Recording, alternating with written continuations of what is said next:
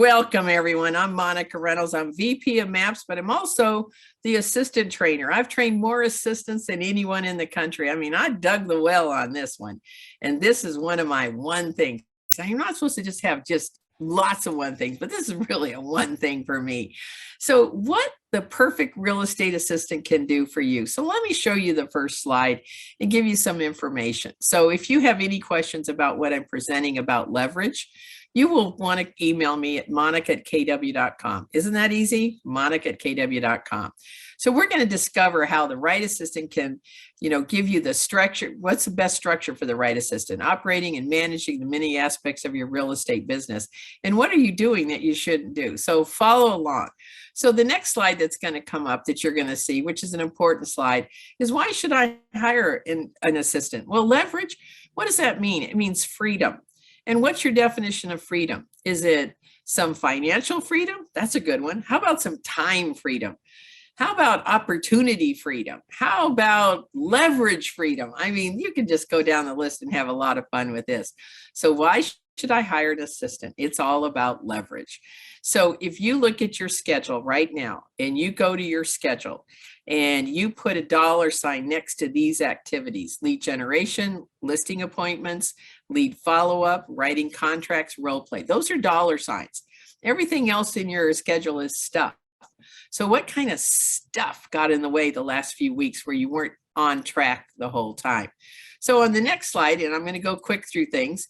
On the next slide, these are the things an assistant can do for your business. They can answer your phone. Hey, do you call Keller Williams and Gary Keller picks up the phone and says, "Thanks for calling Keller Williams Realty International"? Oh, no. So why don't you give up a phone and let your assistant answer the phone?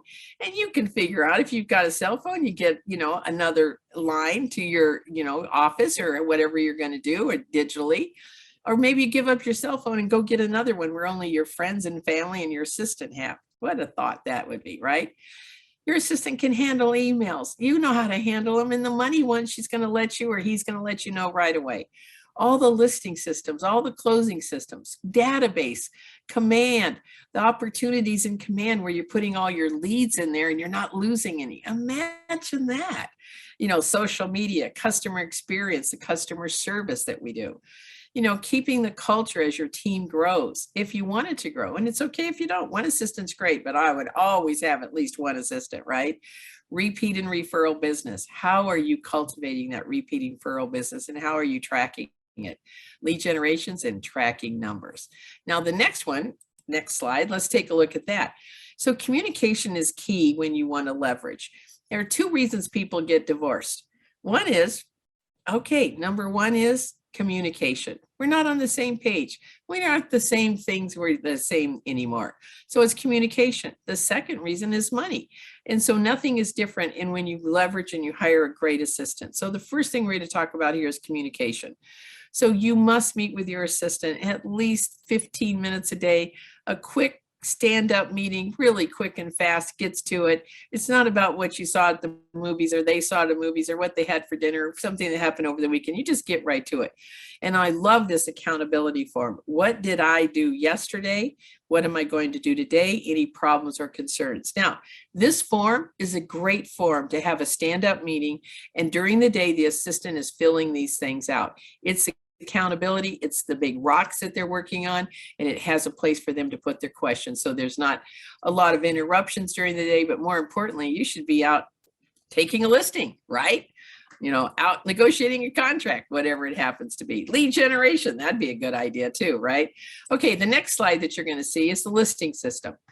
And so when you look at the listing system, do you have a pre-list package? Command has a great one there for you, but you shouldn't figure out how to do it and how to put your picture on there and all your information. An assistant can do that. And when you have a listing, it's handled. That pre-list package is handled. Bulletproof your checklist so that nothing falls through the cracks. Listings can be bulletproof. It's very, very bulletproof. Pending's not so much, because it's people in real estate, and we all know we see something different sometimes. Imagine transferring all this to someone that's not you doing this. Pass the baton. I'll talk about that coming up, but basically pass the baton is really giving that assistant the information to make that first call, that they know who that client is, they know the motivation of that client, they're happy, they're sad, know the situation, the kids, where they're moving, etc.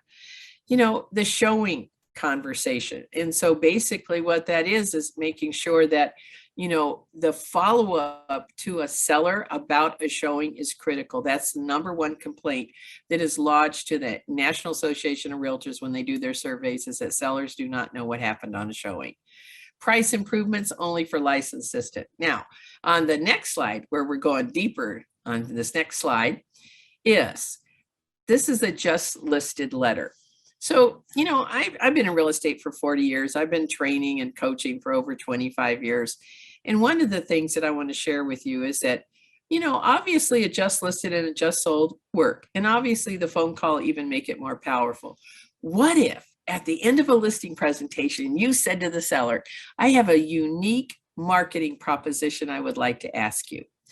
May I send a letter on your behalf? And we'll write some things out that you'll approve, and we're going to send it to your neighbors. Sometimes a buyer comes from your neighborhood. They're renting, or they have a friend, or they want to have their mother live near them. This is a perfect opportunity for do this. Now, let me share with what happens. We send it on white stationery and a white envelope with your return address. So, Mr. Seller, if you got to your mailbox today and you saw a letter from your neighbor, you'd go, what's this? What's happening? So here's just a sample of what we do. So we are your neighbors who live at 123 Cherry Street. We are moving, and we've listed our home with Keller Williams Realty.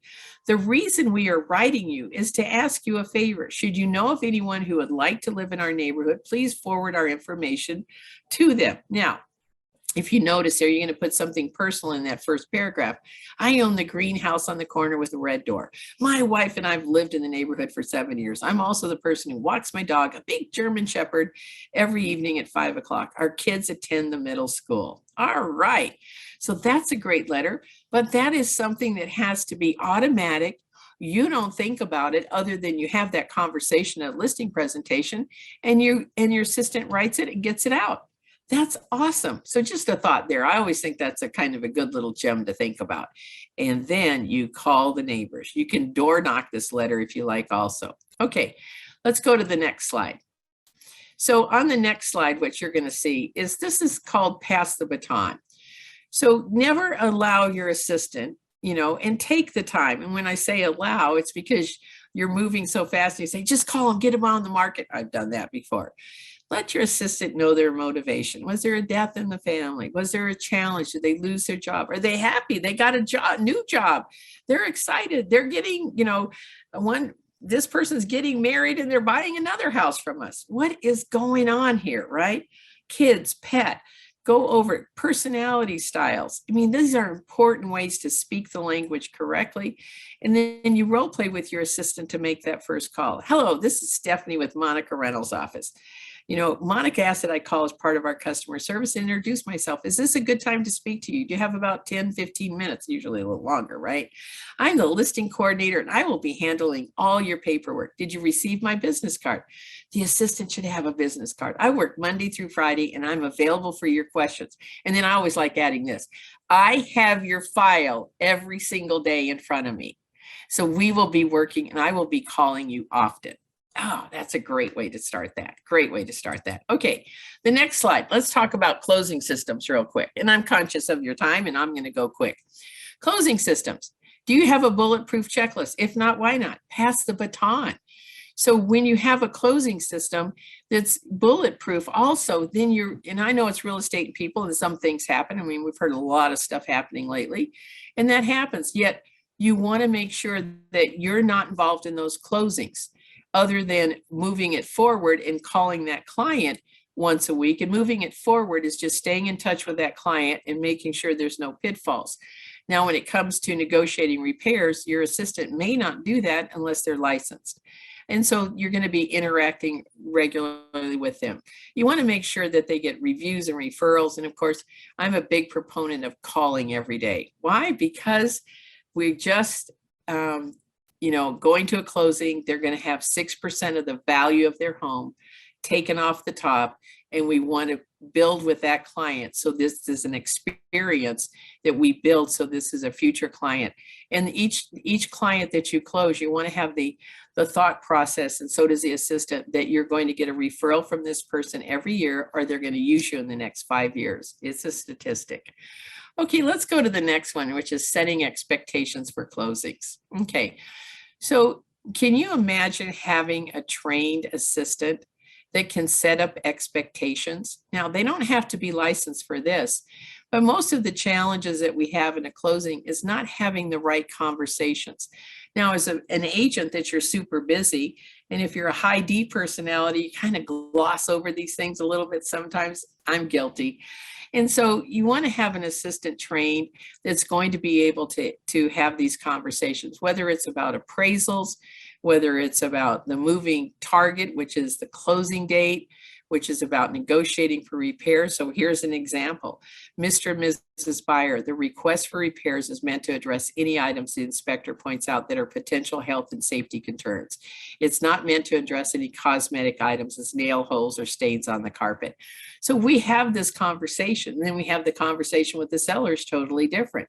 And usually, you know, in the trainings that I do for agents and assistants and building a team, I always say that you really get clear with them that we are looking for certain things. We're looking for health hazards. We're looking for violations of codes. You know, everything's up to standard. And so that's the first things that we look for. And safety features, anything that's not safe. And so with that said, we're setting the expectation with the buyer that this is what we're looking for. We're setting the expectation to the seller that they're going to ask for everything, right? Because that's the real estate world right now. Okay, our next slide is about reviews and referrals. Now, when you hear this, why aren't you getting a review and a referral from every single client that you're working with? You can get the review anytime they say something nice. You're working with a buyer, they say something nice, great. You're working with a seller, they say something nice. When your assistant is also calling them often, sometimes every day, and there's something nice, oh, it's so great you call so often. It's so great you're following up with us. Oh, thank you for finding that out for us. Well, thank you for that noticing. I teach the assistants and to say immediately, well, thank you for saying that. May I ask you a favor? Our business is based on reviews from great people like you. Could I send you a link and would you give us a 5-star review and mention our team? Now that's the training that they need. And when you have a highly trained assistant who knows the big picture, who understands how business is brought in and what the bottom line is, when you get a referral from someone that's already that you're working with, so that script is real easy too. It's thank you so much for working with our team, the assistant says. May I ask you a favor? Our business is based on referrals from great people like you. Have you met anyone who's thinking about buying or selling? Now, they're not going to ask that every single time, but they should ask it once a week, right? And they can change it up. Hey, I'm just checking. Did you run into anyone thinking about buying or selling? We so love, you know, to find anyone that you run into like that. We so love a referral. Thanks for thinking about that. So having that business being built together. So team stands for together, each achieves more. Together, each achieves more. Okay, the next slide. Profitable database systems. Wow, of course I'm going to promote Command. I'm Keller Williams. I got red on, right? So it's a monthly tracking of growth that they can do. So you want to grow your database. Your database or your data bank is the only asset you have. It's not the purse you carry, and it's not the car you drive or the suit you're wearing or the tie you bought. It's none of that. It's your data bank. So what if you had an assistant that tracked what we call completes: name, address, phone number, and email? That is a complete. What if there was a monthly marketing plan? How many emails are going out? You know, is it one go out on the 5th, one goes out on the 25th? Do we have a video that goes out on the 15th? What is a smart plan in Command? Are you using that? Opportunities is where all the leads go. All of these things, check, check, check, check, the assistant is doing. Imagine building your business off of your database, your data bank. Facebook ads. Command does that for you. They can help you with that. There's so many great examples there. That's not your job. Your job is to go out, lead generate, lead follow-up, go on appointments, write contracts, and role play. Constantly be working your skills. All right. The next one, let's talk about this. So the reason I'm bringing this up is Gary Keller said a long time ago in the top 100 group that 3 contacts per day or 60 per month should be added. Now, if you have several people on your team, you might want to add up that, okay? And you organize your database in referrals. Now, organize your database in referrals 5 different ways. So if I said to you, what's your referral number, your percentage? You'd say 35%. And I go, great. And then I'd say, how many of those were agent referrals? Well, I don't know. It's just all lumped together. No. If you hear anything out of here, let's start tracking it. Agent referrals, you've got command, go in there and get in that referral network, right? Team, so an assistant gives you a referral, that's different. Vendor, your vendor should be giving you referrals, that's different. Sphere of influence, people you know but you haven't sold homes to or haven't worked with them at all. Client for life. Okay, so that's your past client, your client for life. Then always assume a past client. I don't like the word past. It's like, did they die? So we call client for life is ... past client because they didn't die. You're going to nurture them, grow them. They're going to give you a referral every single year. And your assistant is your profit center. Your assistant is your secret weapon to help you with that. What percentage of your business comes through your database? Well, the news is the collective number should be 35%. You have to know your numbers. And if you are at 65, 70%, most people would say, gosh, that's amazing. That's great. And yet as a coach, I'd say, if you're selling 100 transactions and 65 of them, 65% are referrals, then what if I said to you that 65 should be 35%? Look for new business also. Don't just rely on that because at some point that database does kind of shrink with opportunities. All right, next slide that you're going to look at real quickly is lead generation. How does an assistant help with lead generation? Well, first of all, they're going to help you identify the 5 sources of business. And if you're spending money on any of those lead generations, what is the return on investment? And that should be looked at quarterly. And you want at least a 4 times return. You don't want to pay, $1,500 and not make $1,500. You don't want to pay $1,500 and make only $1,000 or $1,500. You want 4 times the return at least, right? What's market of the moment in lead generations? So market of the moment, there's no expires right now, probably. There might be a few here and there, but that's not market of the moment. Market of the moment is thinking outside the box. It's probably door knocking. It's probably getting flyers ready for different things. It could be probates. It could be out of area owners.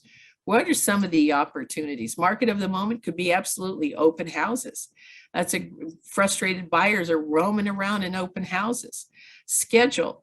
Okay, for lead generation, your assistant helps put that in your schedule and helps keep you on track. And then obviously lead generation, and there is a budget for how much money you're going to spend on lead generation. Or maybe you're not going to spend much money on lead generation. Now, let's talk about this. So when you've heard me talk just right now, all of those jobs you probably have if you don't have an assistant. And so one of the things that I really want to share with you on the next slide is that with MAPS, we have some opportunities. Our next launch is March 16th, about a month from now. You can go to mapscoaching.com/group. And also, if you notice there it's a live call and it's for agents and assistants. So I coach the agents the first week, and then the next 2 weeks are the assistants. They're live 1-hour calls, and you end up with a 450-page policy and procedure manual. Okay, let's take that down.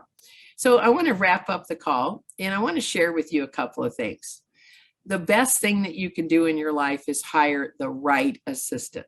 The right assistant understands you. You understand your personality. They understand what you want to achieve in your business, what your vision, what your goals are, what your mission is. And the most important thing, I think, is that with leverage, it gives you the opportunity to fall back in love with real estate. So I have a question for you. Just answer this question. Write it down on a piece of paper.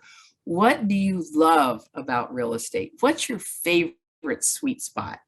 What is it that you love? You're helping people with American Dream. Do you love going on listing appointments and get all pumped up and helping people?